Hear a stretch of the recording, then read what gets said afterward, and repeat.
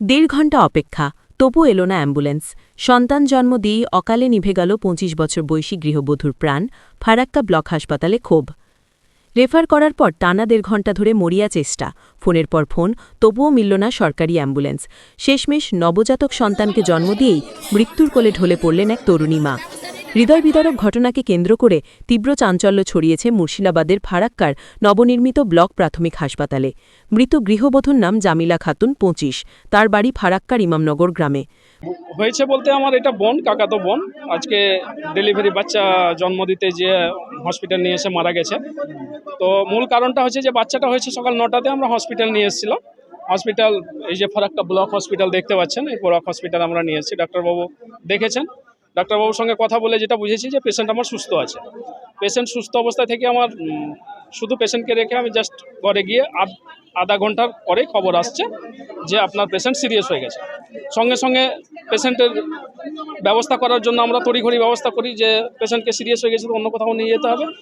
ডাক্তারবাবু বলছে যে অ্যাম্বুলেন্স পরিষেবা আমাদের কাছে এখন নাই, যে অ্যাম্বুলেন্স আছে সেটা জঙ্গিপুরে। তো আমরা বললাম যে জঙ্গিপুর থেকে আসতে তো আপনাদের টাইম লেগে যাবে, তো আমাদেরকে যেখান থেকে হোক, অর্জুনপুর কাছাকাছি আছে, বেনিয়াগ্রাম কাছাকাছি আছে, আমরা আপনার অ্যাম্বুলেন্সটা দিন।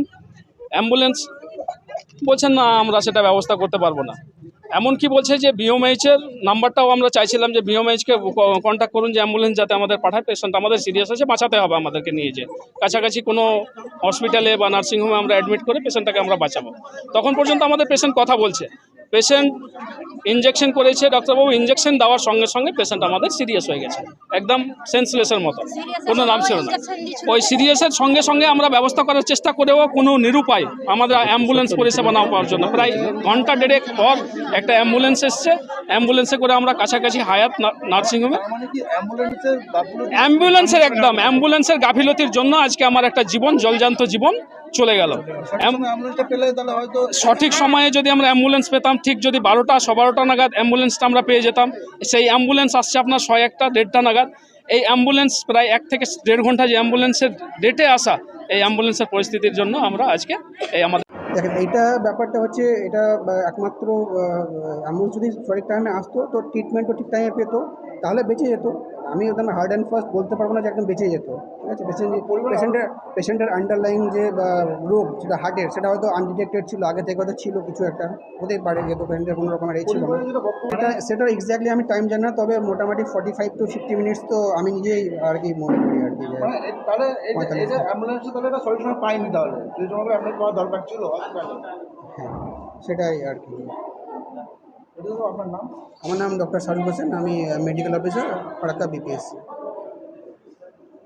পরিবারের অভিযোগ, রবিবার সকালে প্রসব যন্ত্রণায় কাতর জামিলাকে ফারাক্কা ব্লক হাসপাতালে নিয়ে আসা হয়।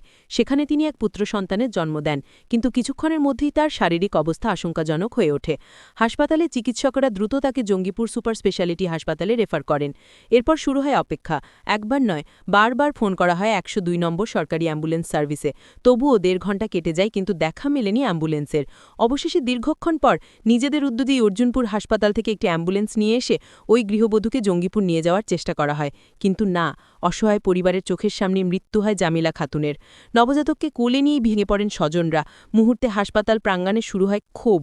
স্থানীয়দের অভিযোগ, সরকারি অ্যাম্বুলেন্স সার্ভিস যদি সময়মতো না আসে তাহলে সাধারণ মানুষ কোথায় যাবে? এটা সরাসরি প্রশাসনিক ব্যর্থতা। ঘটনার খবর পেয়ে ঘটনাস্থলে পৌঁছায় ফারাক্কা থানার পুলিশ। অ্যাম্বুলেন্স না আসার বিষয়টি স্বীকার করেছেন ফারাক্কা ব্লক হাসপাতাল কর্তৃপক্ষ। এদিকে এক নবজাতক পৃথিবীর আলো দেখল ঠিকই, কিন্তু জন্মের কয়েক ঘণ্টার মধ্যেই মাকে হারালো। প্রশ্ন উঠছে, একটি ফোন কলের জবাব সময়মতো পেলে কি বাঁচানো যেত না এই তরুণী মাকে? স্বাস্থ্য ব্যবস্থার ভূমিকা নিয়ে প্রশ্ন উঠতে শুরু করেছে।